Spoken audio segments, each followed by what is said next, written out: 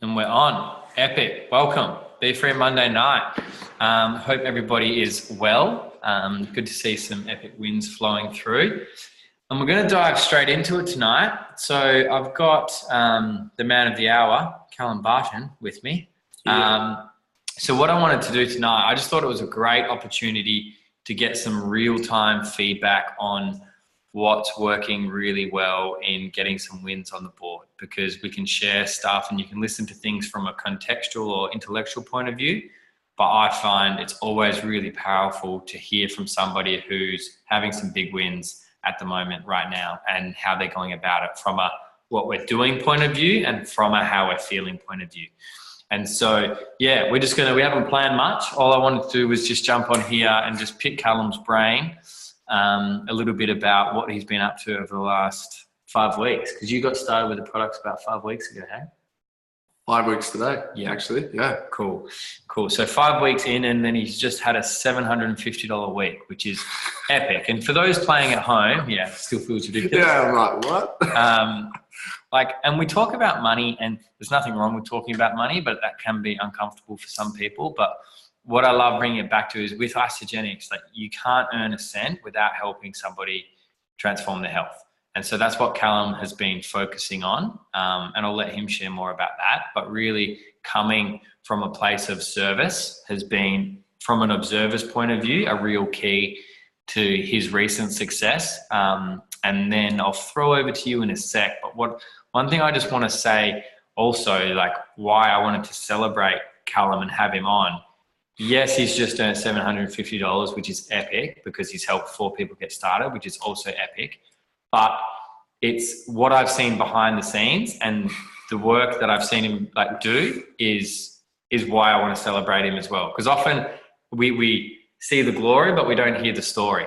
And so like what I want to share tonight and have Callum share is both. Like, yes, he's just had an epic week, but what does that actually take and what does that actually look like? So I guess for starters, man, maybe just share a bit about your story, about sort of why you got started and then how the journey's evolved for you since you got started. Man. So I used to call myself the black sheep of the house because everyone else was on Isogenics and using the products and I wasn't, for various reasons we won't go into. But just You're stubborn. Stubborn. And I had stories and just like kind of the norm, you know, before everyone makes the first leap and commitment into Isogenics. And I guess I came in like everyone else for a product experience because obviously living with Tully, like I was quite low on energy and fatigued and struggled for a long time and really wanted to go, all right, let's give it a crack. But I guess from the get-go, I did have the mindset of like, I do see the business potential here. Obviously, I've kind of been in the entrepreneurial space for a couple of years now. So my mind kind of was already in that and looking at the opportunity that it could provide. So I kind of jumped in with I guess, both feet, being like, cool, let's have a great product experience. And then let's also see what's possible. And then just really the opportunity more than anything, at least in the starting phase, to work with Tully and Roz and a few of the crew was really enticing, that community vibe. So, that was 5 weeks ago now and finished my first 30 days and 30 days into my first Isobody challenge. And I guess now also I'd say after 30 days, I'm really present to the business and how it sort of functions and I'm not so, I guess, overwhelmed anymore. I guess I got my sort of feet in the sand and feeling good about it. So, yeah. Cool. And so what was like a first step for you, like when you started, like if you could say like what were 2 of the main things that really helped you early on to start getting some traction with things? What helped you early on? So the 2, like a couple of audiobooks. So definitely the audiobook Icebreakers and the audiobook of GoPro, which you could also read from Eric Warre. Just really started getting me, I guess, thinking about network marketing and like how and it really simplified it for me because you kind of approach this thing being like, what is this? And just to listen to that made it really simple. So there's a couple of audiobooks. And then I guess the other thing would be just jumping in the community. Being active in the Facebook page of Be Well and meeting people and saying hello and then just reading other people's success. Starts to really, I guess, started to ingrain my belief. And that really helped as well. Being like, I'm not alone and there's other people who are succeeding. So I guess why can't I? Yeah. Epic. Perfect. And that's a really good point, that building belief, because you can go out and talk to 100 people, and I was just chatting to Will and Delaney about this recently, actually, like about an hour ago. Like, you can talk to heaps of people, but if you don't have that belief, people are gonna feel it. And so watching you do that, just building your belief. And there's two parts to belief. Like, building our skills builds our confidence, which builds our belief. So the GoPro by Eric Warray really helps build your skills and how to actually talk to people, and then also using the templates helps build your skills, which will build your belief. But then just hearing stories, like connecting with people that have had a good product experience or a good business experience and hearing how different people have done it. So plugging into the community also really builds your belief. So from a super practical level, because you got to an event.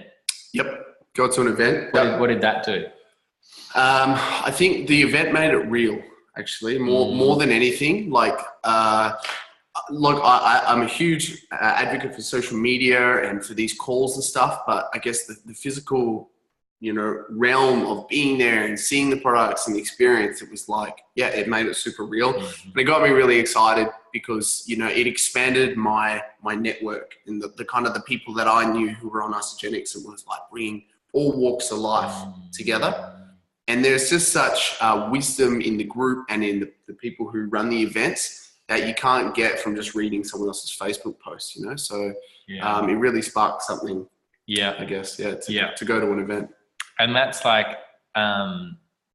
that down, get to your next event and for your own belief, but to take it a step forward as well in terms of building a team. It's not our job to train our teams. It's our job to get people to events and to connect people with the training. So events are a really leverageable way to pass on these insights and stories and to make it real. So wherever you are, they run events all around the country, but it's the next opportunity you have to get to an event, do whatever you can to get there, because they will. And I saw your belief shift and your willingness to reach out to people shift in a big way after that. Yep. And you actually got a direct sign up from going to that event as well. So maybe share that story. Yeah. So at the event, they, there's definitely a huge element of going into your, out of your comfort zone or the stretch zone. And so they wanted to also ensure that was present at the event. So they wanted to stretch us and actually get us to actually act, because it's great to talk about this and get super excited. But you need to meet universe halfway and take some action. Was it Andrew Logan? Yeah. Yeah. He basically said, all right, guys, we are going to now message some people. So go ahead and do that. So he made everyone get out their phone, and they made it super simple by, even using a script that was in the handbook that they had given to us and said, all right, you're going to message someone.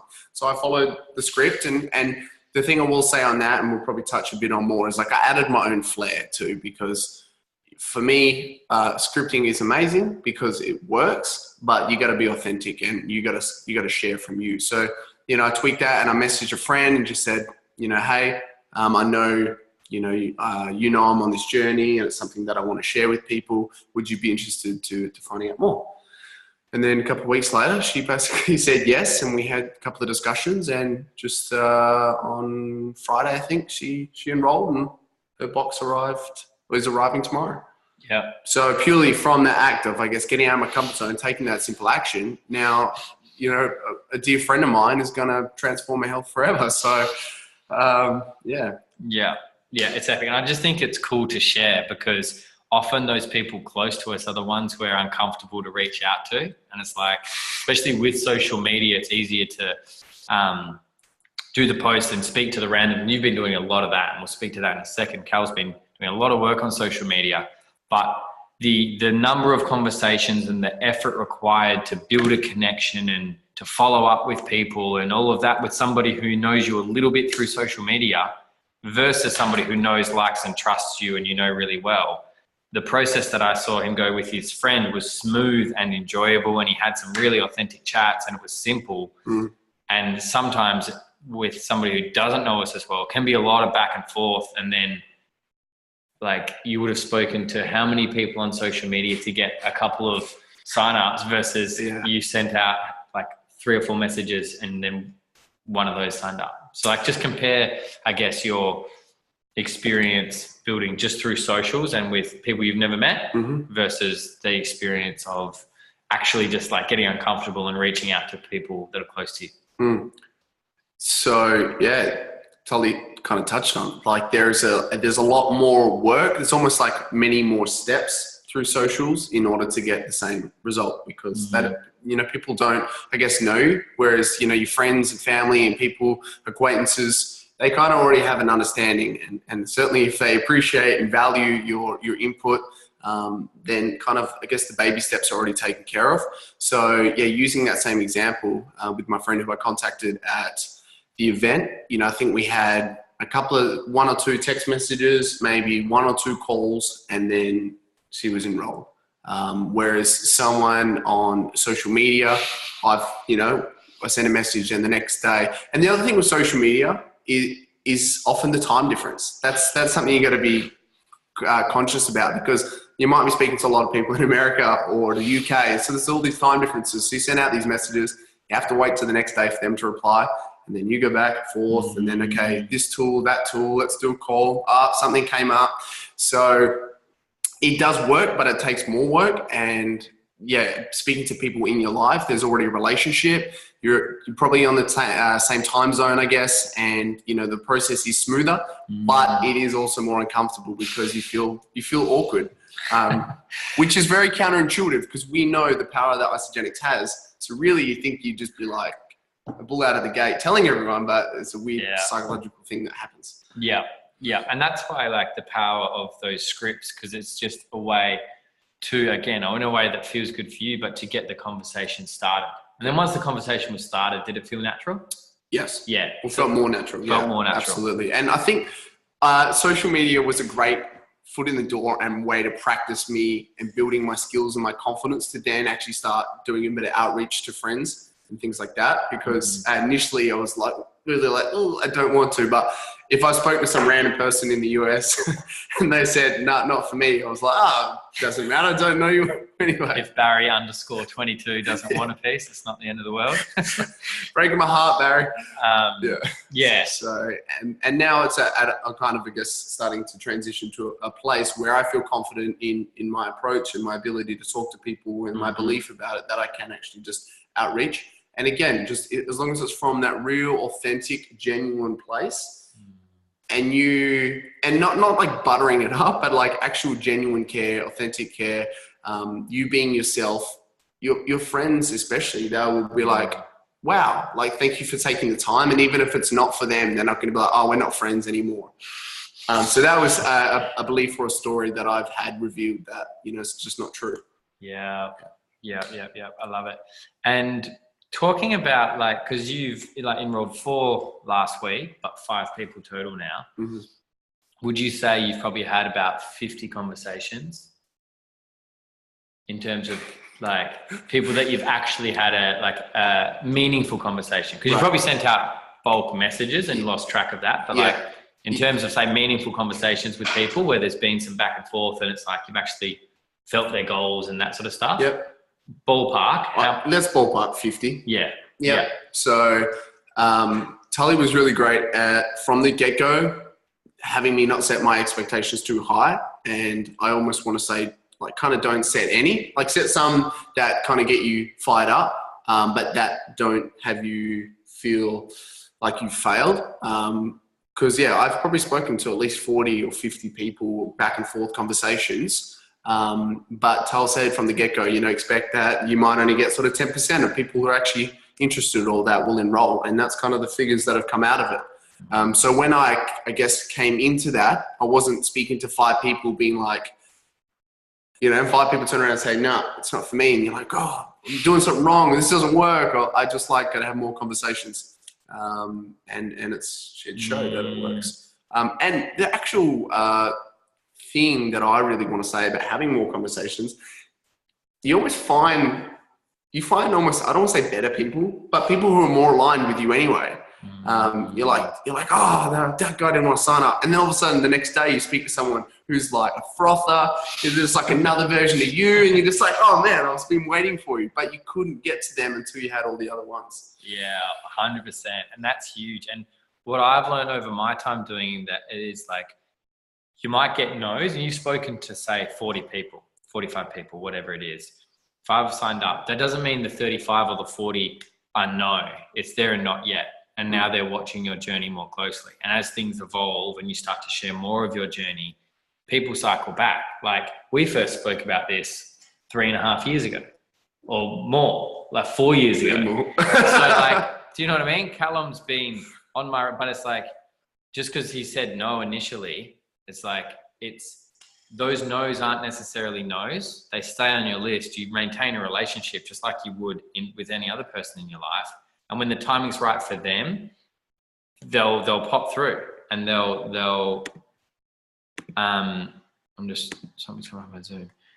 They'll drop in when the timing's right for them, because we've got to remember, like, we've got our plans, and just because we've decided to pursue something with Isogenics doesn't mean anybody else gives a shit about that. Do you know what I mean? They're like, oh yeah, cool. I'll slip into your timing and your schedule. So it's like, it's finding the people who are ready now. Yep. And timing is everything.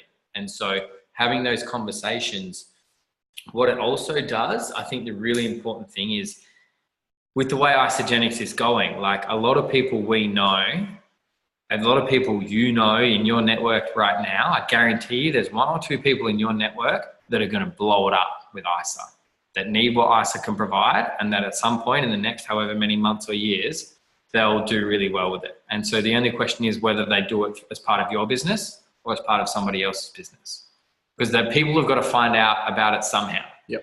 And so the more conversations you can have, especially early on in the game, it's now all of these people know if and when they decide to pursue something with Isogenics, they know they can come to Callum for it.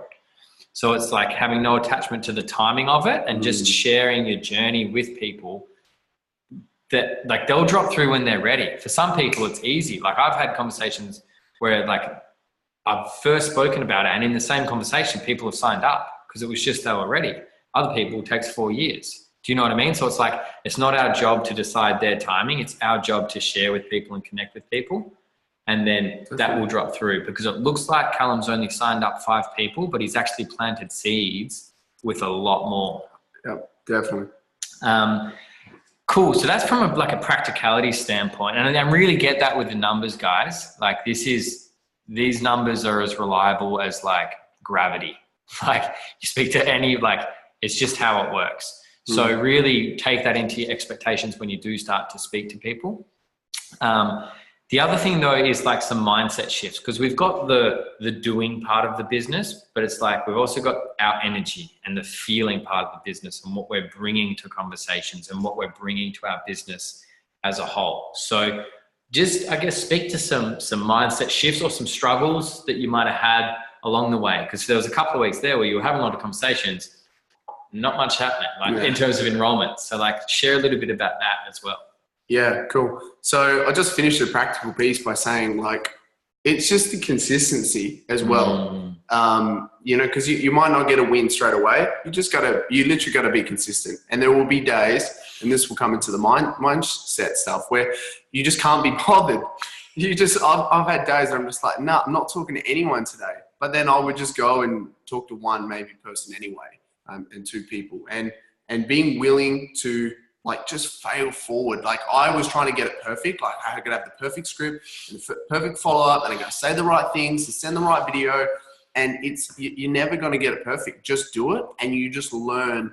It's like refinement, just refining. And now when I speak with someone, I'm already way more clear.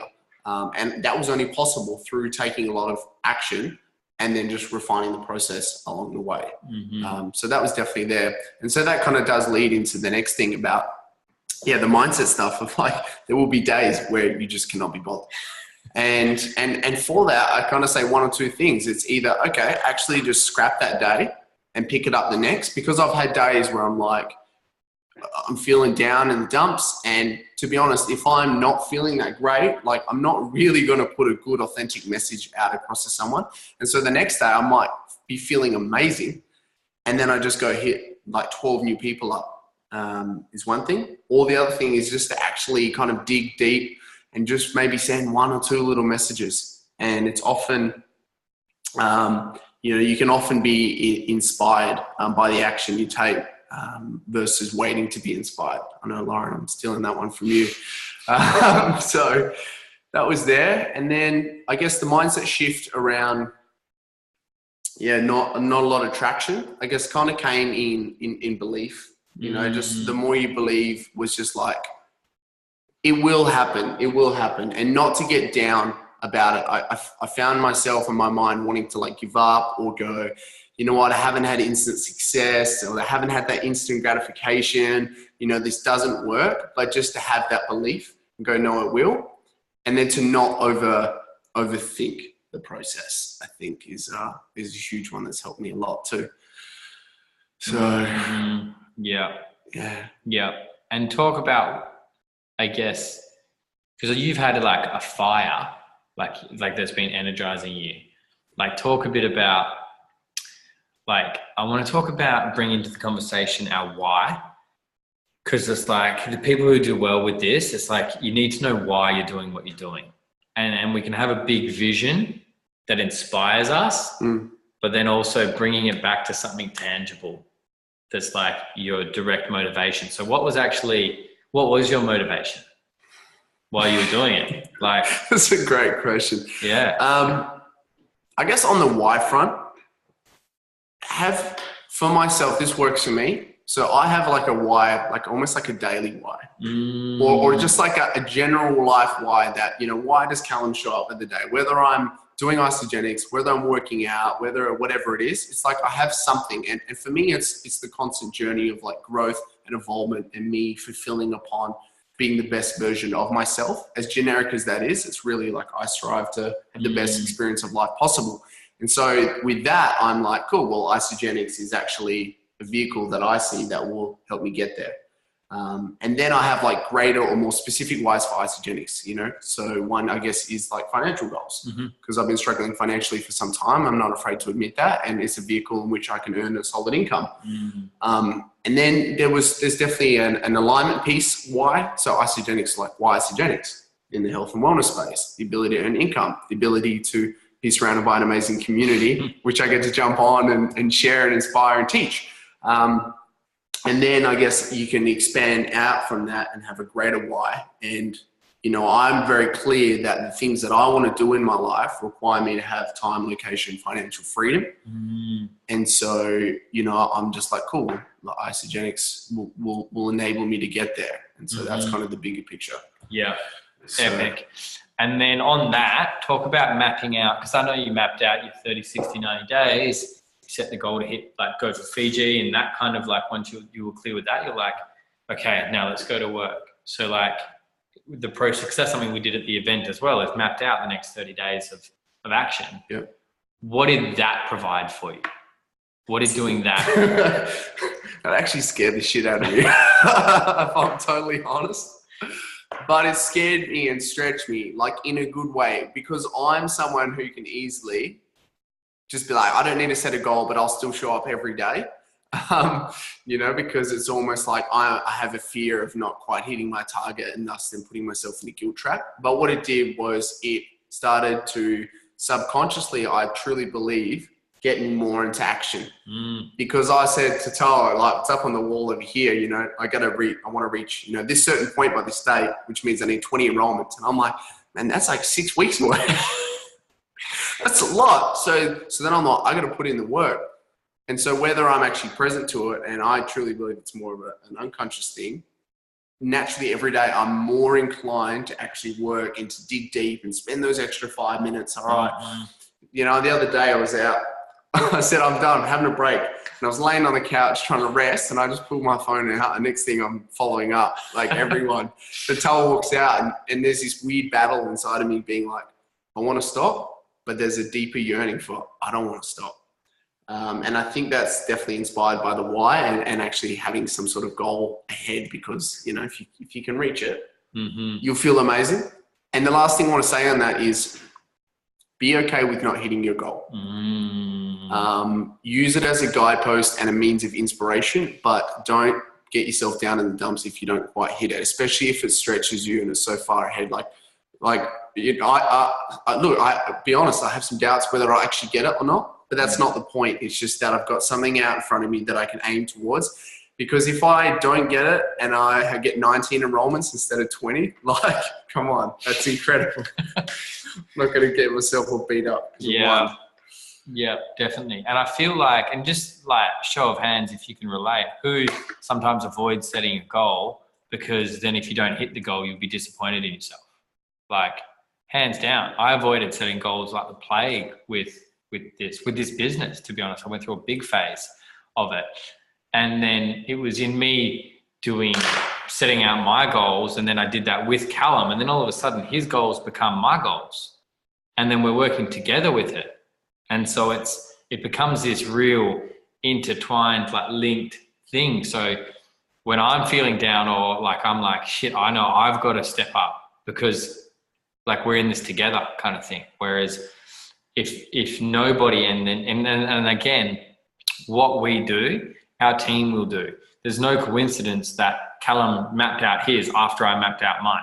Like I was like, this is where I'm going. Like, what are you going to do in this time?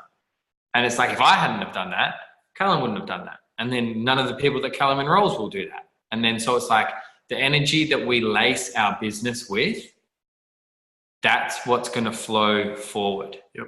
And the energy that people come into your business with, it's like where you're at vibrationally and commitment and structure and all of that, that's what you're bringing people into.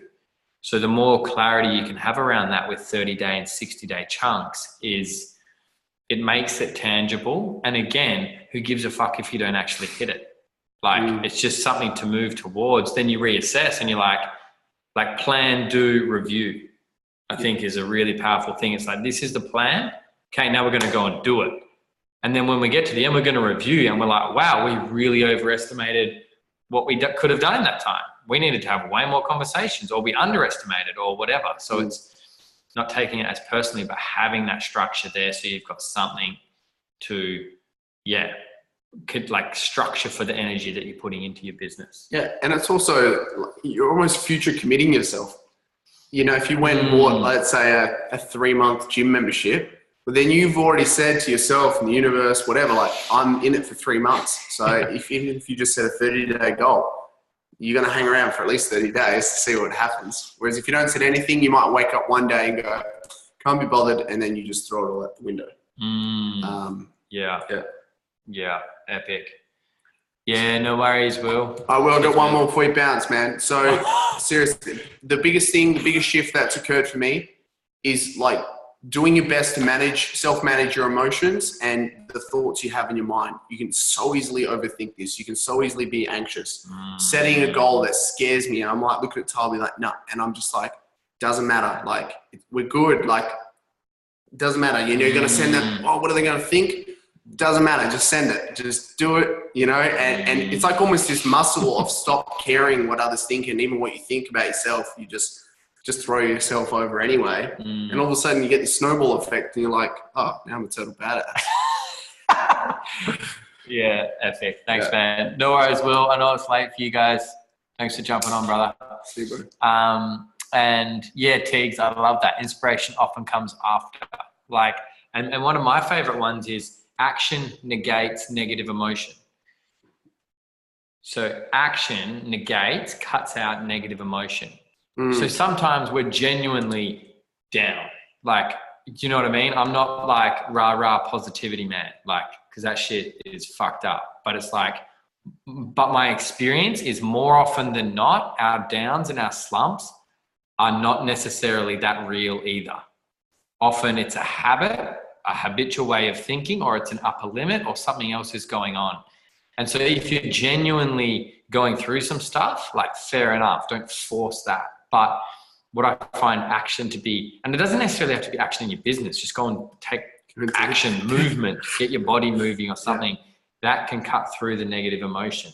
Yeah. And because it came up for Cal on, I think it was Friday or something, you'd had a few peaking days in a row, and then some old patterns surfaced about self-judgment and all of that. Because when you start to have wins, and I'll get you to share your experience of all of that, when you start to have wins, like this was in the week that Cal got 4 enrollments. So when you start to have wins, shitty patterns and upper limits and stuff is going to pop up.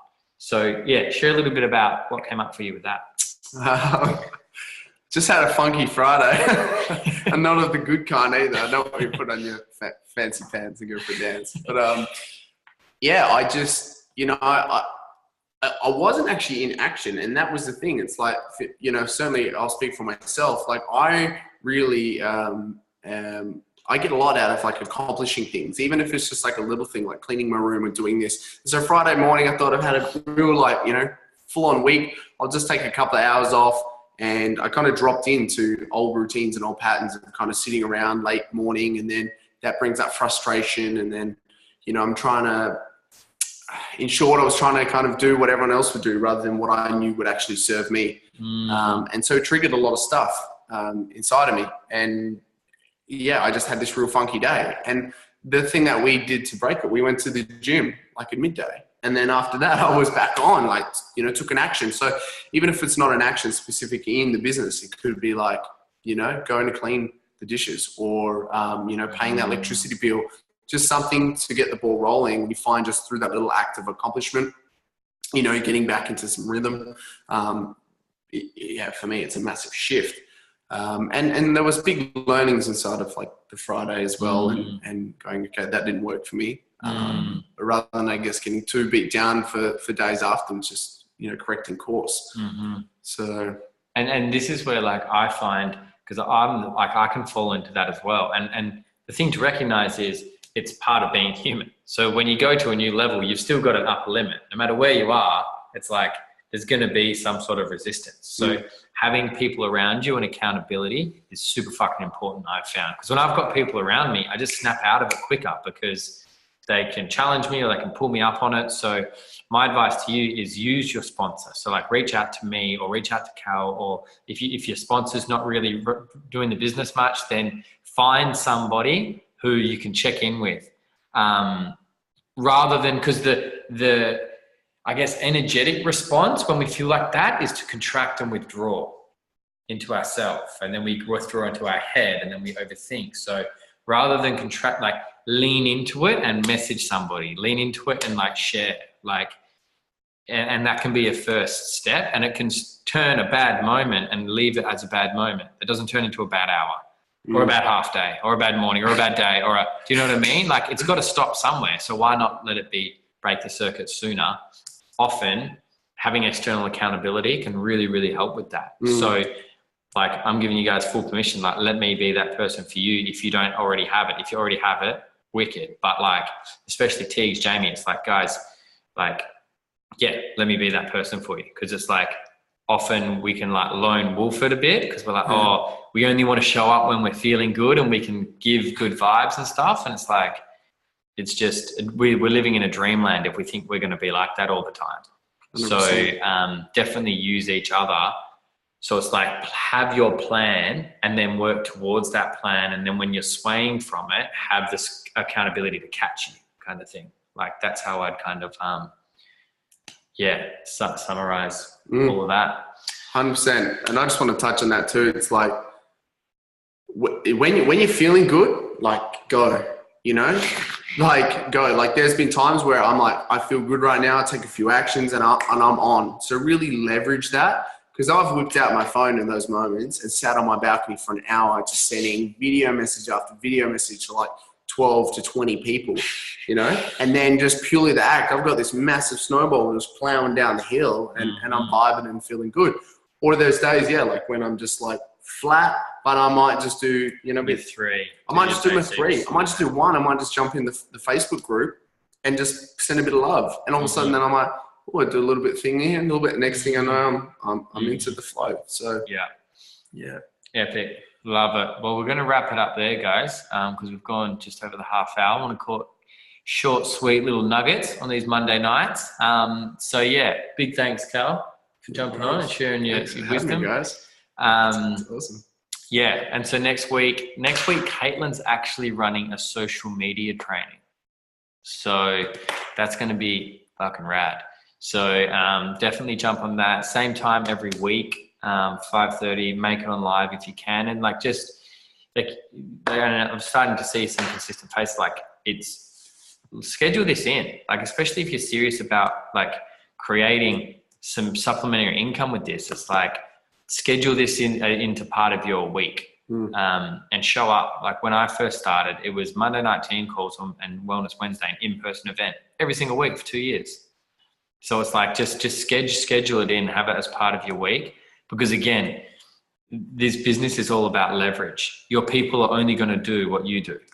So if you're not showing up consistently, your people won't show up consistently. So I know a lot of you guys already are, but it's like really, if you are, take pride in that and do it with even more energy. And if you're not, and if you're new or whatever, just make this a staple, because I can see in 2 months' time, these Monday night calls are going to have 5 to 6 times more people than we've got on tonight. Yeah, absolutely. Like, it's going to go. So how much of that is part of your business is up to you. So we're going to wrap it up with that.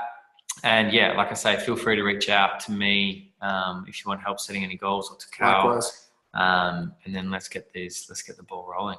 Yeah. And Jamie and Teagues are both getting started on the products this week, so excited to see. Tomorrow. And Lauren as well. Amazing, guys. Yeah. All right, guys, we're going to stop recording.